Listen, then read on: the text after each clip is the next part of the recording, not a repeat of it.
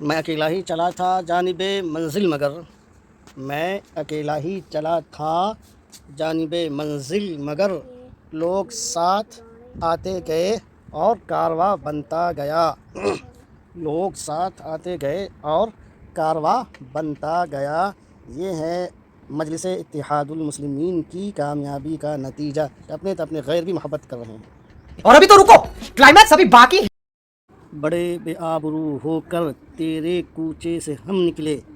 देखिए किस मुहतरमा को किस तरह से धक्का मार करके गेट से बाहर किया जा रहा है, जिसका नारा है कि अब की बार 400 पार, जिसका नारा एक ये है कि बड़े बेआबरू होकर तेरे कूचे से हम निकले।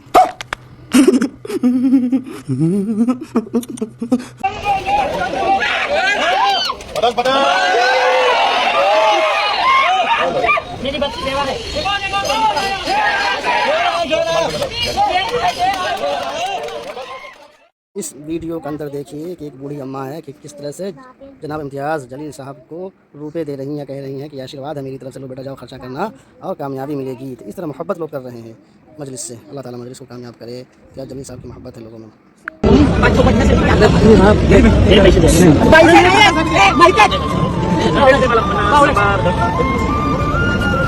आशीर्वाद आहे ते तुला, काम चांगलं करतोस।